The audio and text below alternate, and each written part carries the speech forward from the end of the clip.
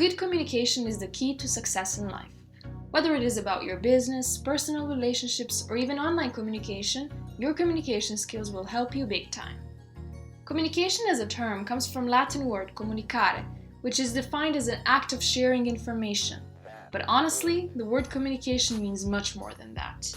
It's an act of sharing your emotions, ideas, and knowledge with a person, and acknowledging those emotions, ideas, and knowledge. So to understand what communication is, we need to link word sharing with confidence and acknowledging with respect.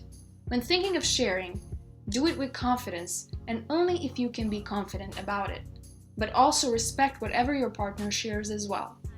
If you're not certain about what are you sharing, it is better not to do it at all. And if you don't respect the opinion of others, your communication won't be effective either. It is important to be confident when interacting with others. Confidence ensures your coworkers that you know what you're talking about and will follow through with what you're saying, because they feel safe. Including confidence when communicating can be as simple as making eye contact or using a firm but friendly tone. Of course, be careful not to sound arrogant or aggressive. Avoid making statements sound like questions. Nobody likes imposing or bossing around.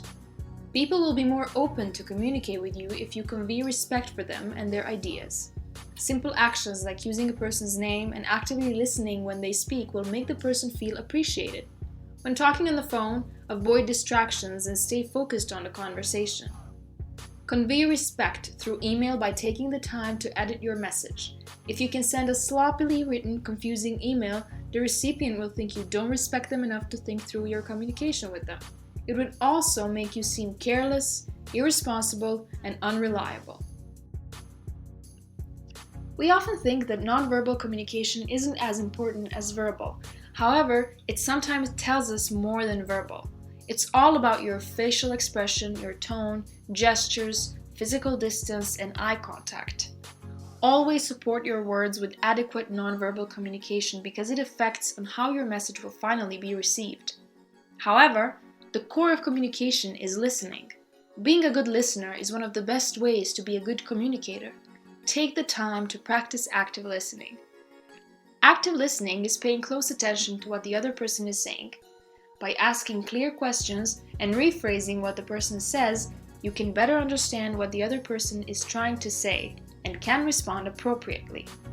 By active listening, you also avoid the greatest evil of communication: miscommunication.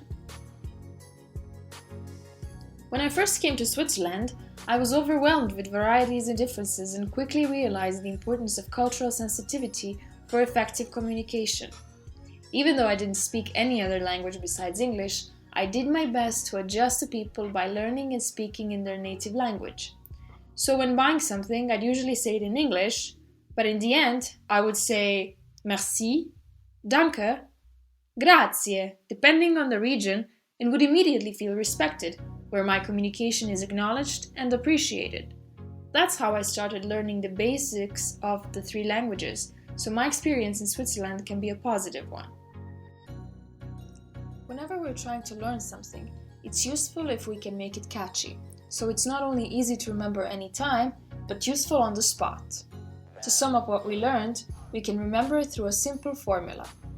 The sum of sharing with confidence and acknowledging with respect plus the sum of nonverbal communication and cultural sensitivity gives you good communication skills.